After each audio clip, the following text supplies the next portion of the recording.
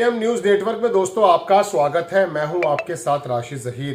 प्रधानमंत्री मोदी जी के बारे में देश के मीडिया ने एक ऐसा हंगामा उतार कर रख दिया है। अंग्रेजी अखबारात कुछ इस प्रकार से लिख रहे हैं कि जैसे ट्रंप बुला रहा था और मोदी जी ने उसको धक्का देकर के वापस आ गए। अब जैसे सारी बातों का जवाब मिल गया। मोदी जी ने कह दिया है कि कोई बात नहीं होगी, कोई बीच में मध्यस्थता नहीं करेगा। ये बात सही है। और हमारे जो विदेश मंत्रालय के जो प्रवक्ता हैं उन्होंने भी ये बात आकर कह दी है। लेकिन बात यह है दोस्तों कि ट्रंप बुला क्यों रहा था और मोदी जी जो बीच में रास्ता छोड़ के दूसरी जगह जाने में अक्सर महारत हासिल रखते हैं। पाकिस्तान भी चले गए थे, आपको मालूम है, जहाँ कहीं और रहे थे वहाँ चले गए थे। तो वो क्यों नहीं गए, क्या वजह रही है, कभी सोचा है? देखिए, बात यह है कि ये हिंदी में उनकी बात आई है, उसको इंटरनेशनल जगत पर पहली बात तो बताना कि मोदी जी ने कितना कड़ा जवाब दिया है या नहीं, और एग्जैक्टली यही दिया है ये बताना है, पहली बात। दूसरी बात यह है कि ट्रंप उनको बुला रहे थे, उन्होंने मना कर दिया। पहली बात तो बुलाने का अंदाज देखिए कि जैसे कोई आदमी किसी से बोल देता ना कि अरे आप इधर से तो आ ही रहे हो, इधर रुक जाना, एक चाय पी लेते हैं। कोई औपचारिक कोई मामला नहीं था। अलबत्ता मुनीर को बुलाया जरूर कि इसलिए कि उसने हमारे कहते के साथ ही जो है फौरन रोक दिया था युद्ध। तो रोक तो मोदी जी ने भी दिया था अकॉर्डिंग टू ट्रंप। तो फिर मोदी जी को क्यों नहीं बुलाया? और बुलाया तो इस प्रकार से, तो क्या वो बुला करके आसिम मुनीर को सामने रख के दुनिया को ये बताना चाहता था कि देखिए दोनों को एक मेज पर बैठा दिया है और मैं कितना बड़ा नेता हूं, नोबेल प्राइज मुझे दे दीजिए? क्या ये वजह थी? और मोदी जी वहां बोल नहीं पाते। लेकिन सवाल ये नहीं है, ये पत्रकार भी बात कर रहे हैं। मैं तो आपके सामने एक दूसरा पहलू रखने आया हूं। वो ये है कि 12 मरतबा 15 मरतबा वो आदमी दुनिया के अलग अलग फोरम पर यह कह चुका कि मैंने कारोबार की धौंस दिखा करके सीज फायर करा दिया। ये मौका था 56 इंच के व्यक्ति के पास कि वो वहीं जाते और आसिम मुनीर के सामने बैठ करके कहते कि बताइए ट्रंप साहब, ये आदमी आया था हमारे पास या हम इसके पास गए थे?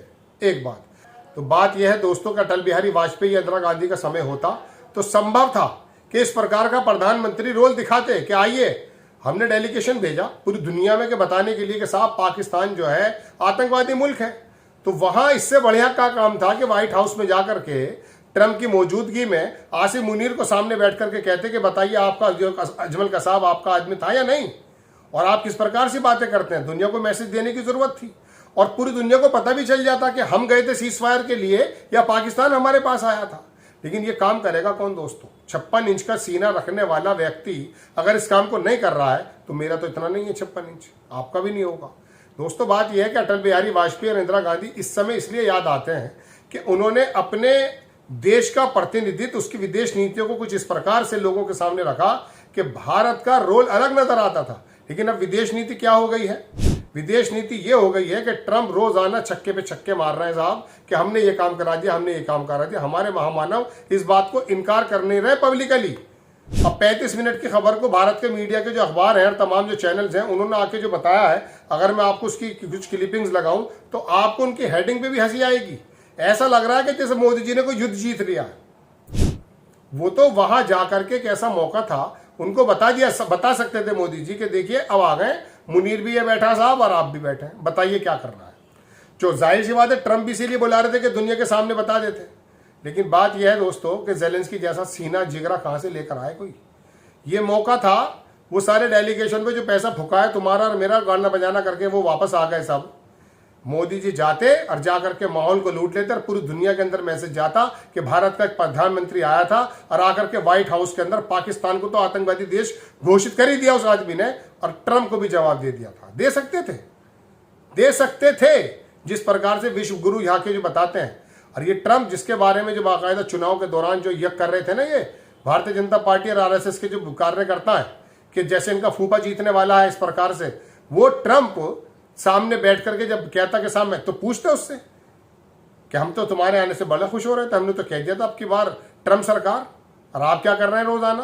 लेकिन दोस्तों बात यह है कि चूक हो गई। लेकिन चूक इतनी भारी पड़ेगी कि पूरी दुनिया में अंतर्राष्ट्रीय स्तर पर अब भी दोबारा से ट्रंप वापस आए। कल तो बात ही हुई है 35 मिनट की, जैसा कि मोदी जी के वक्तव्य से आ रहा है कि साहब वो जो है 35 मिनट बात हुई है।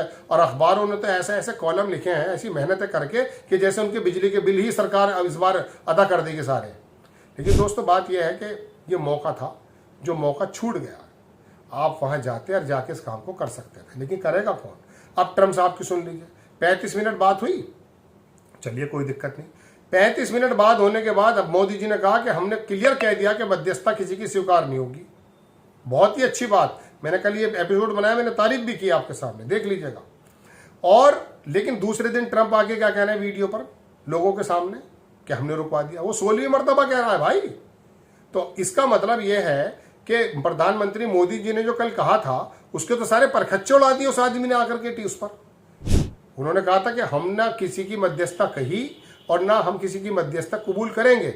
ये हमारे विदेश मंत्रालय के प्रवक्ता जो उनका वीडियो है उसके अंदर ये बात है, मोदी जी ने ये बात की थी। लेकिन वो दूसरे दिन आकर के फिर प्रेस के सामने यही बात बोल रहा है। तो अब ये बताइए दोस्तों, किसकी माँ को माँ कहें, किसके सामने रोना रोएं? अगर हमारा प्रधानमंत्री ही मिसाल के तौर पे इस प्रकार की चूक हो रही है, जो विदेश नीति को जानने वाले लोग हैं वो इसके बारे में बता रहे हैं, तो ये बताइए कि मैं जाऊंगा व्हाइट हाउस? यहाँ तो वीजे के भी वादे हो जाएंगे राशिद ज़हीर के नाम से। खैर दोस्तों, बात यह है कि ये एक ऐसा मौका छोड़ दिया गया। डेलीगेशन भेजा था, वो भी सब बेकार गया, कुछ नहीं पता चला, कोई आदमी मिला नहीं उनसे, कोई अधिकारी नहीं मिला, कोई MP MLA MLC नहीं मिला, कोई देश का जो है सर्वोच्च नेता नहीं मिला, उससे नीचे का कोई बंदा नहीं मिला। आखिरकार ही अपने ही दूतावास में गए, वहाँ प्रेस क्लब ऑफ इंडिया में प्रेस क्लब में जा करके, तो आप भी कर लोगे वहाँ पे PC कर लो, करके वापस आ गए। कुछ गाना हुआ, कुछ बजाना हुआ, कुछ दिखा दिया। ओवैसी और वो दुबे सारे आकर के गलबहियाँ करके बात करने लगे। लेकिन ये मौका चूक गया, इस तरफ आपकी नज़र होनी चाहिए थी। और ये मौके हमारे पहले मिले हैं, निक्सन के समय मिले हैं दोस्तों। इंदिरा जी ने दिखाया।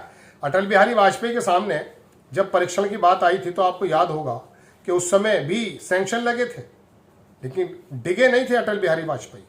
PV नरसिम्हा राव ने जब इस बार तरफ आगे बढ़ने की कोशिश की थी तब भी ऐसे ही कहा गया था, लेकिन आगे बढ़ते रहे। मनमोहन सिंह के समय भी सैंक्शन लगे जब अटल बिहारी वाजपेयी ने कर दिया था, लेकिन तरकीब से निकालते हुए आगे निकल गए हम लोग। तो ऐसा काम पिछले प्रधानमंत्रियों ने किया है। और फिर ये विश्व गुरु का जो बजाते हैं ना नक्कारा, तो ये विश्व गुरु क्या है साहब? दोस्तों, यही एक नज़र थी मेरी कि ये ऐसा मौका छूट गया।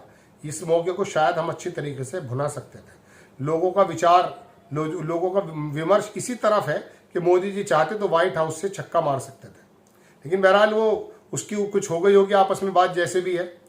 अब देख लीजिए, एक बार बराक ओबामा से मैं जहाँ तक समझता हूँ मुलाकात हुई थी, शायद किसकी हुई थी, वहाँ पाकिस्तान के किसी प्राइम मिनिस्टर की हुई थी। हाँ, तो 2 महीने बाद ही वहाँ पर हुआ यूँ था दोस्तों कि उसामा बिन लादेन का एसेसिनेशन हो गया था। अब ये आसिम मुनीर मिला है, पता नहीं अगले 2 महीने बाद, 1 महीने बाद क्या गुल खिला जाए, क्या चीज़ आ जाए सामने। चूँकि ये पहली बार हो रहा है कि सैन्य अध्यक्ष से तो मिले हैं, लेकिन प्रधानमंत्री के होते हुए सेनाध्यक्ष से मिले हों, ऐसा पहली बार हुआ है शायद मेरी नज़र में। तो कोई ना कोई गुल तो खिलाना होगा। आपको खबर कैसी लगी अपनी राय कमेंट्स बॉक्स में ज़रूर दीजिए। चैनल को सब्सक्राइब कीजिए, शेयर कीजिए। नेक्स्ट टाइम मैं किसी खबर के साथ हाजिर होता हूँ। जय हिंद।